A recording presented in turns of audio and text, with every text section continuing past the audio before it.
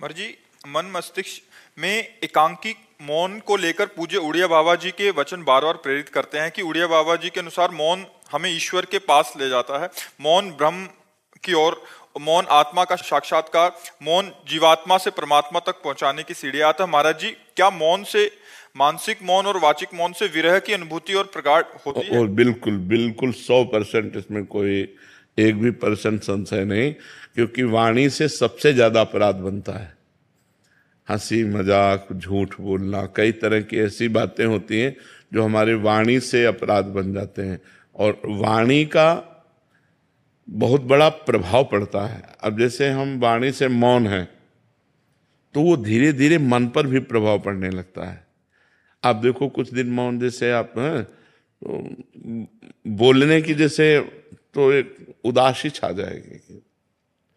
अब बोल सकते नहीं तो फिर एकांत का मन करेगा कि हम किसी से मिले ना, किसी से जुले ना। पर जैसे जिसका व्यापार है या नौकरी है या अन्य साधनों में रत है और साधनरत है, तो मतलब विचार मौन रहना चाहिए।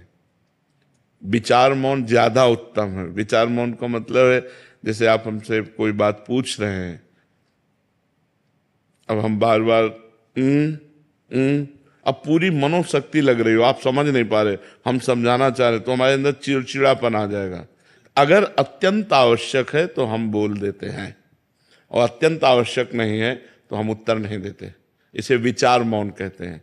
जो बोलेंगे सत्य बोलेंगे, मृदु बोलेंगे, हितकर बोलेंगे, नहीं तो मौन रहेंगे। साधक जो गृहस्थी में है उसे जड़ मौन ना लेकर विचार मौन उत्तम रहेगा, क्योंकि परिवार है, गृह कार्य है। अच्छा, संत वेश में क्या है कि अब हम आज से नहीं बोलना चाहते, तुम्हारे ऊपर किसी का अधिकार नहीं, आप हमें नहीं बुलवा सकते।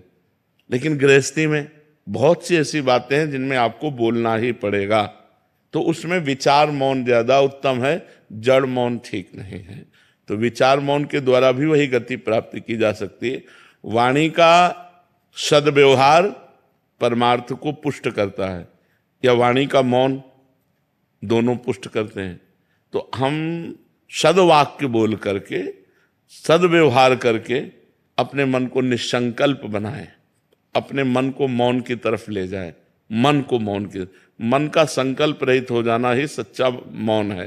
तो इसके लिए वाणी का मौन सहयोगी है, पक्का सहयोगी, क्योंकि अपने लोगों ने इसका आश्रय लिया है, इसका सहारा लिया है। आज भी है। शाम टाइम हमको, इस समय तो हमारा ये सेवा रहती है, इसके बाद फिर हम कोशिश करते हैं कि हमें मौन ही रहना पड़े। इशारे से बात कर ली, जैसे कोई बात है कि आप अगर बहुत बोलना हुआ तो 2 शब्दों में बोल दिया, यानी शांत अपने सुमिरन चिंतन में। तो ऐसा है, व्यवहाररत उपासक को विचार मौन रहना चाहिए। हाँ, सबको चाहिए। हम व्यर्थ में क्यों बोलें, हम क्यों गाली गुप्ता करें, अपनी जबान गंदी करें, झूठ बोलें, व्यर्थ में क्यों बोलें। बहुत गंभीर रहना चाहिए, शांत रहना चाहिए। उसकी बात सुनी, अगर बोलने लायक है तो उत्तर दिया, नहीं तो मौन है, हमें क्या मतलब, चल दिया। अगर मान लो आपसे कोई पूछ रहा है, आपसे ही डायरेक्ट पूछ रहा है, कोई बात पूछ रहा है, आपको लग रहा है उत्तर देना ठीक नहीं, नजर नीचे की, चल दिया।